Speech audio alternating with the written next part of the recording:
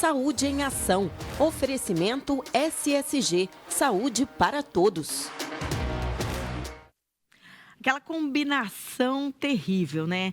Tem queimada lá no norte do país, que influencia a gente aqui no sul. O tempo seco, né? Falta de chuva. O inverno agora está calor, mas vamos lembrar que passamos dias muito frios. E tudo isso faz o quê com a nossa saúde, gente?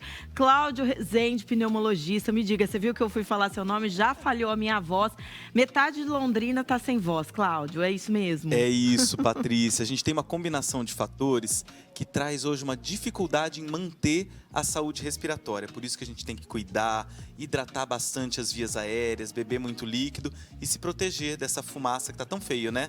Tá feio e tem gente que não acredita que essa fumaça que ocorre lá no norte do país, naquela região amazônica, a parte do centro-oeste do país, Pantanal, toda aquela parte do Mato Grosso, influencie a nossa saúde, mas influencia. Em muito. Até a Sociedade Brasileira de Pneumologia e Tisiologia soltou uma nota, uma circular, informando sobre os perigos da qualidade do ar, que o ar está com uma qualidade muito ruim e que isso, a curto prazo, traz muitas doenças agudas, rinite, sinusite, faringoamidalite, faringite, laringite, ficar sem voz, e a longo prazo também, cânceres, problemas cardiovasculares, é muito difícil. Então tem que se atentar para a saúde respiratória.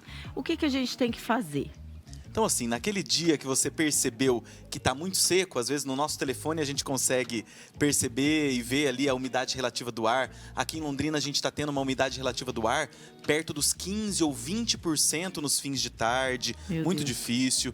Sendo que o orientado, o confortável para o ser humano é entre 60% e 80%. Então você percebeu que o ar está muito seco, está ficando rouco no meio da tarde, está tendo dificuldade com a sua voz, tem que umidificar o ar e se preocupar com a qualidade do ar. Viu que o ar está muito pesado e está muito enfumaçado? Fecha as janelas de casa. Se tiver ar-condicionado, liga o ar-condicionado. Se não tiver, opta às vezes por fechar a casa nos fins de tarde, se você puder, por causa do conforto térmico, né? Por causa da temperatura alta dentro de casa. Ligar o umidificador, Patrícia, é muito importante. Não ligar o ventilador. O ventilador, às vezes, ele vai tirar o ar de fora da casa e jogar para dentro da casa. Esse não é legal. O ventilador daí, se for com a porta fechada, e o ambiente tem que estar bem desempoeirado. Lembrar de fazer a higiene do ventilador também é muito importante.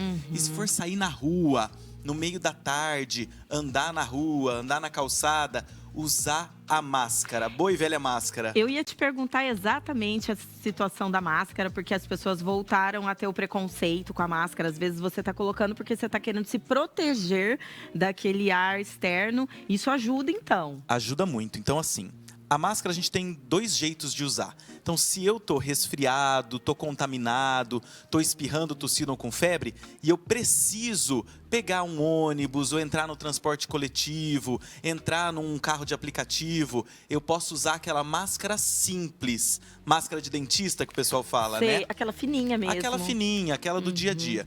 Mas para me proteger da poluição, do ar pesado, das partículas extra finas de fuligem que ficam no ambiente, eu preciso daquela máscara N95 ou PFF2. Então você que tem asma, DPOC, enfisema, rinite crônica, rinocinusite e precisa se proteger desse ar, tem que lançar a mão da máscara N95 ou PFF2, aquela máscara mais robusta. Aquela bem conhecida da pandemia, gente. Quem não falou da N95, esse nome, né? Ô, Cláudio, quando procurar o médico? Por exemplo, minha avó sumiu no meio da tarde. Minha voz, não a minha avó.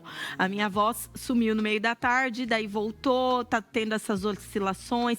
Eu devo me preocupar, fazer exames mesmo? Agora que nós estamos em processo de todo mundo, metade de Londrina tá assim, igual você falou, né? Sim. O mais legal é a gente tomar os cuidados para que isso não ocorra. E se você tá tomando os cuidados certinhos, tá umidificando a sua casa, tá deixando a casa limpa e desempoeirada, tá se preocupando com a qualidade do ar da sua casa, usando máscara, lavando bem o nariz e mesmo assim os seus sintomas persistem, sim, precisa ir no médico especialista, no otorrino ou no pneumologista para checar a qualidade da sua via aérea e se você precisa de algum medicamento. Mas no geral, a maioria das pessoas tem que cuidar mesmo da qualidade do ar, da ingestão de água e a higienização das suas vias aéreas. Como é que estão as crianças e idosos nesse cenário? Eles sentem mais, né? Muito mais, Patrícia. As crianças e os idosos, os extremos da faixa etária, eles têm, primeiro, essa dificuldade em beber água. Idoso e criança só bebe um copo d'água se você oferece.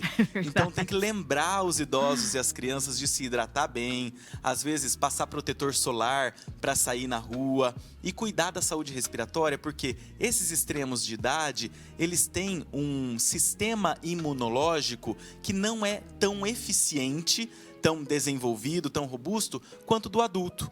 Então, se preocupar com a saúde da criança e do idoso, quem tem em casa, oferecer água, limpar o ar, é muito importante.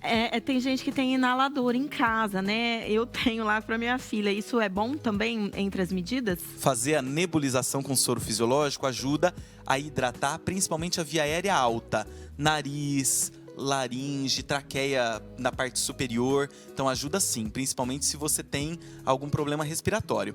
Para colocar remédios, aquelas gotinhas, daí tem que perguntar para o seu médico.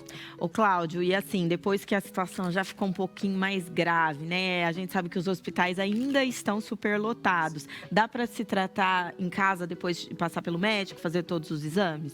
Então, o que a gente vê é que a maioria dos quadros são mais leves. Depois que passa pela consulta médica, ou no posto de saúde, ou no consultório, ou no pronto-socorro, dá para fazer o tratamento em casa, mas tem que seguir bem certinho a orientação. Não vale, Patrícia, pegar o remédio do vizinho, pegar a bombinha de asma do vizinho, usar o remédio do parente. Tem que seguir a orientação que o médico deu no atendimento. Aquele remédio que sobrou até da outra vez. Sobrou da infecção passada um comprimido, você já começa a tomar isso, é muito perigoso, não pode, né? Então, seguir a orientação do médico, a maioria das pessoas vai conseguir fazer o seu tratamento em casa mesmo, sem internação hospitalar.